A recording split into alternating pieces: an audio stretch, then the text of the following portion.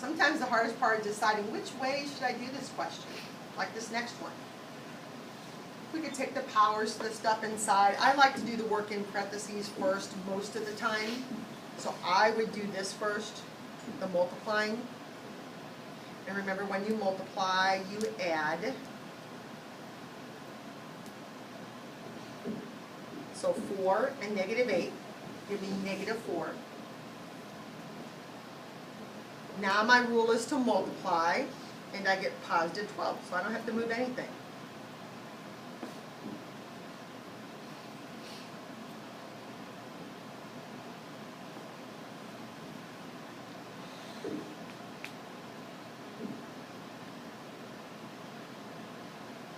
Okay, on this next one here, I have a -7 power, so I'm going to move that to the bottom.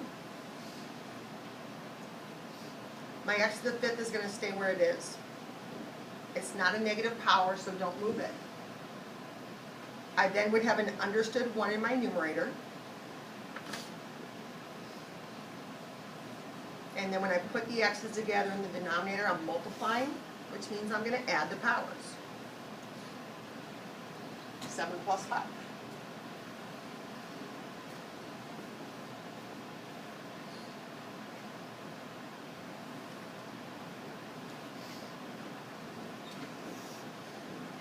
Again, on this next one you have some options.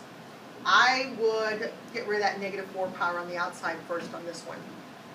Because since they're all negatives, and I'm going to multiply, I'm going to change them to positives, and then that's much nicer to work with.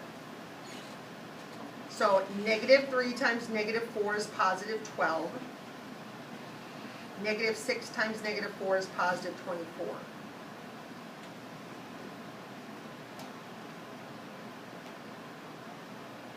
And then I'll subtract, because I'm dividing. 24 minus 12. Since the power is larger in the denominator, the variable is going to end up in the denominator with an understood 1 in the numerator.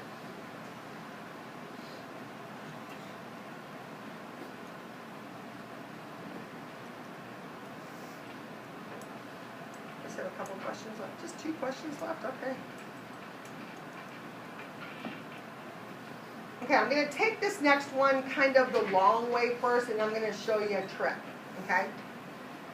Right now, the 3 and the 4 have understood 1 powers on them.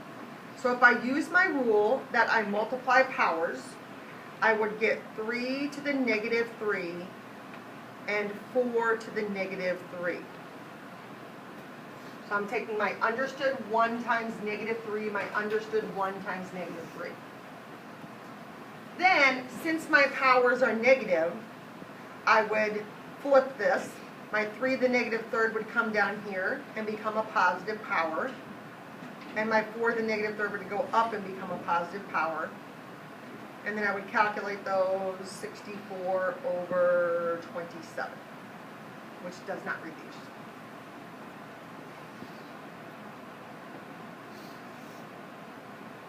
But what I want to show you, and on this particular problem, it's really not a big deal because it's almost as much work or both ways. But when you have a negative power on a fraction, you can just reciprocate what's inside. You don't change anything and make the power positive. Okay? So when you have a fraction to a negative power, no matter if it's just a number or a whole big quantity, you can just reciprocate it and make it a positive power. Okay, so it's kind of a shortcut to this. And then I've got 4 to the 3rd power and 3 to the 3rd power, which I wouldn't have written, and then I still get my 64 over 27. And if this were a bigger problem, that would be like a significant shortcut. I probably don't have any like that for you, but that's good to know. Okay. And this is my last one. Okay, and my last one. Before we do any simplifying, I'm going to move my negative exponents. So I've got my 4, that's going to stay there. My x to the -6 is going to come down. My y to the 8th is going to stay there. My 16 is going to stay there. My x squared is going to stay there. And my y to the negative third is going to go up. So anything that had a negative power on it got switched to the opposite place to make the power positive. And now I'll simplify. 4 over 16 becomes 1 over 4. My y's are both in my numerator, which means I'm multiplying. So y to the 11th, 8 plus 3. And my x's are both in the denominator. I'm multiplying, so I add those, 6 plus 2.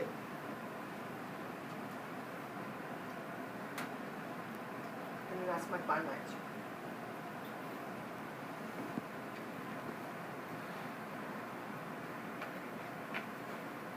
Okay, I'm kind of easing into this. You're going to have the rest of the period to work on this